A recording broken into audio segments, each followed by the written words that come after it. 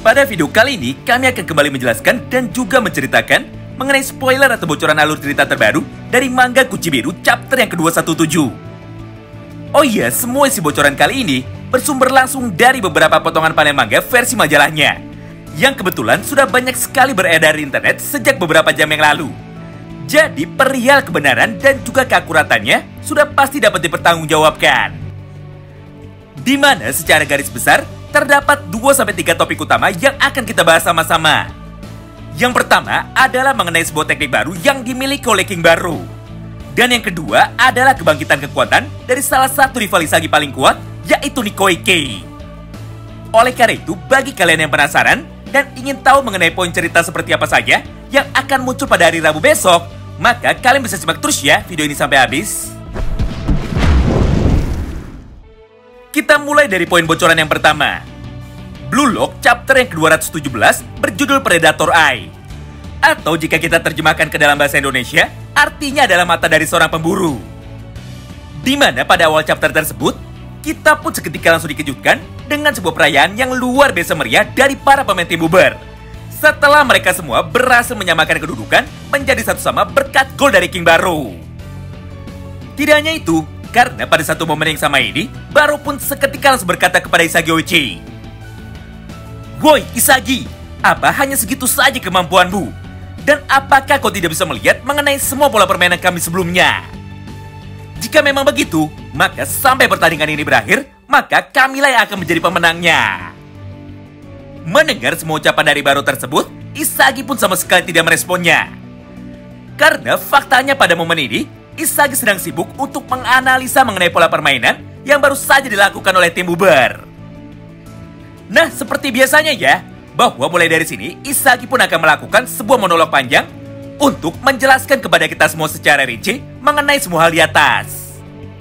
Namun, supaya kalian tidak pusing dan juga lebih mudah dimengerti, maka untuk saat ini kami pun akan meringkasnya menggunakan bahasa yang lebih sederhana. Intinya, gaya permainan dari para pemain tim Uber bukanlah berasal dari improvisasi, tapi melainkan berasal dari sebuah rencana matang yang sebelumnya sudah disusun dengan sangat rapi. Atau dengan kata lain, tugas dari para pemain tim Uber di dalam lapangan hanyalah mengikuti semua perintah yang diberikan oleh Marcos Nuvi saja. Itulah yang pada akhirnya membuat semua pergerakan pemain tim Uber menjadi terlihat sangat disiplin dan juga sangat rapi. Dan itu jugalah yang membuat serangan dari tim Uber menjadi sangat efektif serta mematikan. Karena pada dasarnya, mereka hanya menjalankan perintah dari bosnya saja. Serta mereka pun tidak dipusingkan dan juga sama sekali tidak dituntut untuk bisa berpikir kreatif. Selain itu, kunci dari permainan tim Uber terletak pada dua orang. Yang pertama adalah Nikoike dan yang kedua adalah King Baru itu sendiri. Di satu sisi, Niko akan berperan sebagai seorang playmaker yang bertugas untuk menipu para pemain lawan serta menunggu waktu yang pas untuk dapat memberikan umpan kepada King Baru.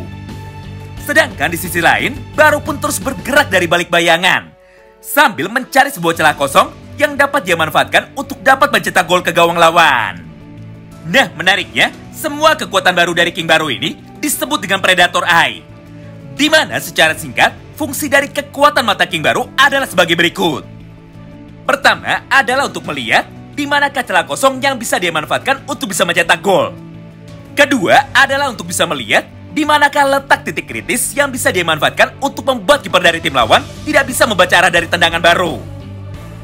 Dan yang ketiga, Predator Eye adalah kebalikan dari Metavision. Mengingat Predator Eye adalah sebuah kemampuan dari seorang penyerang yang dikhususkan untuk bisa melakukan tembakan optimal supaya dirinya bisa mencetak gol. Namun sayangnya tidak bisa digunakan untuk memprediksi kemana lawan akan bergerak.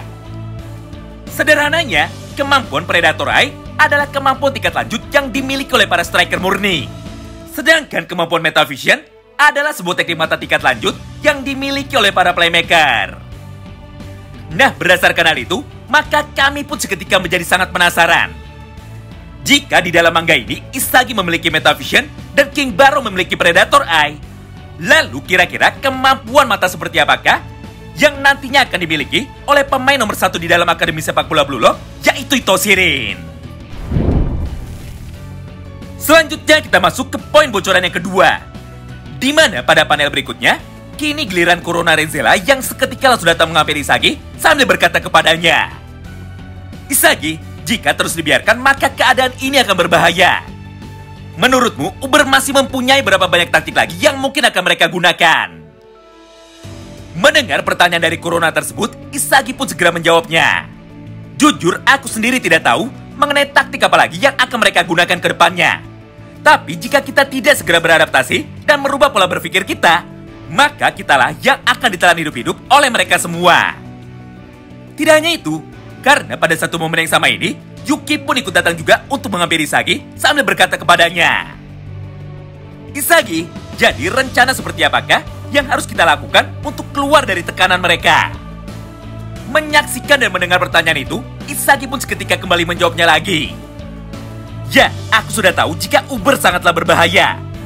Tapi tenang saja, karena jawaban dan juga petunjuk untuk bisa mengalahkan mereka semua sudah pernah disampaikan oleh Noah sebelumnya.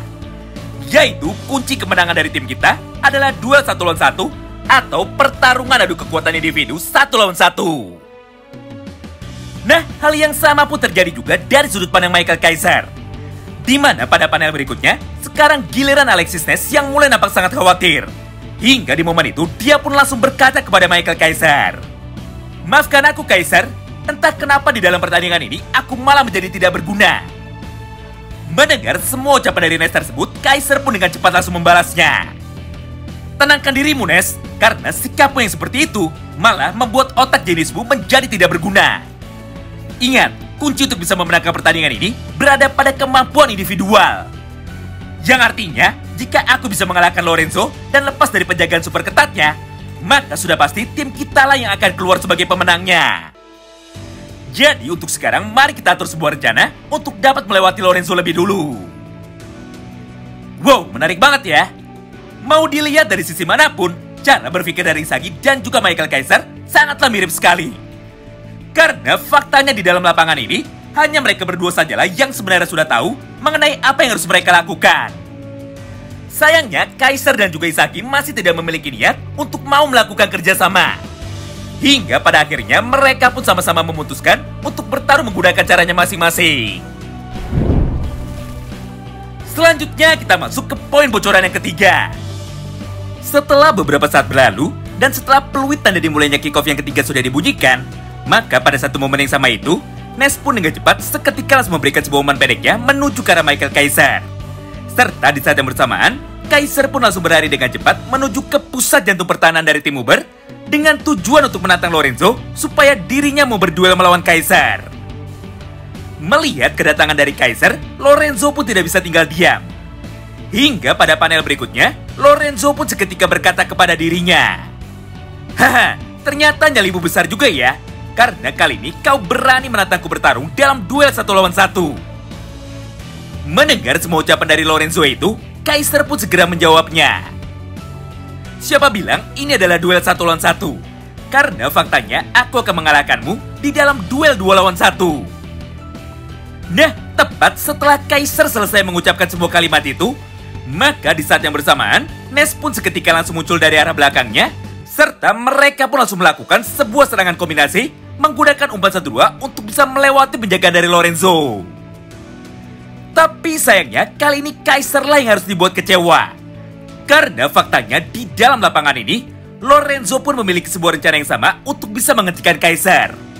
Di mana tepat setelah bola dari Kaiser sudah ditendang menuju ke arah Alexis Ness, maka dari arah belakang Lorenzo muncullah Ryujube yang langsung memotong jalur bola dari Kaiser serta langsung merebutnya. Tidak hanya itu, karena pada halaman berikutnya, Aryu pun melakukan hal yang sama juga sama seperti apa yang sebelumnya telah dilakukan oleh Kaiser dan juga Alexis Ness. Yaitu, Aryu langsung memberikan satu buah umpan pendek lagi menuju ke arah Don Lorenzo. Serta mereka pun seketika langsung berniat untuk melakukan pola serangan balik dengan umpan 1-2-nya. Tapi sayangnya kali ini justru Lorenzo lah yang malah harus kembali dibuat kecewa. Karena tepat sebelum bola tersebut berhasil mendarat di kaki Lorenzo, maka di saat yang bersamaan itu, kini giliran Isagi yang tiba-tiba saja langsung muncul di hadapan Lorenzo untuk memotong jalur umpan dari Aryu dan merebut bola itu dari kakinya. Nah, disinilah poin menariknya. Karena untuk yang kesekian kalinya, sebuah pola pertahanan yang sama kembali dilakukan oleh tim Uber lagi. Di mana tepat setelah bola itu berhasil dicuri oleh Isagi, maka di saat yang bersamaan, Nico pun seketika langsung muncul tepat di hadapan Isagi Oichi untuk merebut bola itu dari kaki Isagi dan langsung membuangnya menuju ke arah luar lapangan. Bahkan pada satu halaman terakhir ini, Nico yang sangat bersemangat seketika langsung berkata kepada Isagi, "Isagi, vision dan juga kejeniusanmu dalam bermain sepak bola benar-benar tidak dapat dianggap remeh. Tapi sayangnya aku pun juga sama sepertimu. Mengingat pada dasarnya kemampuan yang kita berdua miliki sangatlah tidak jauh berbeda." Melihat dan mendengar semua ucapan itu dari mulut Nico Iki, Isagi pun seketika menjadi sangat terkejut karena dirinya sama sekali tidak menyangka bahwa di dalam pertandingan ini kemampuan metavision dari Nico Iki ternyata sudah berhasil disempurnakan juga sama seperti dirinya. Wow, menarik banget ya. Nah, itulah semua potongan alur cerita singkat dari manga Kuchibiru chapter yang ke-217. Terima kasih banyak yang sudah simak video ini sampai habis ya. Sampai jumpa lagi di pembahasan selanjutnya dan salam baku hantam.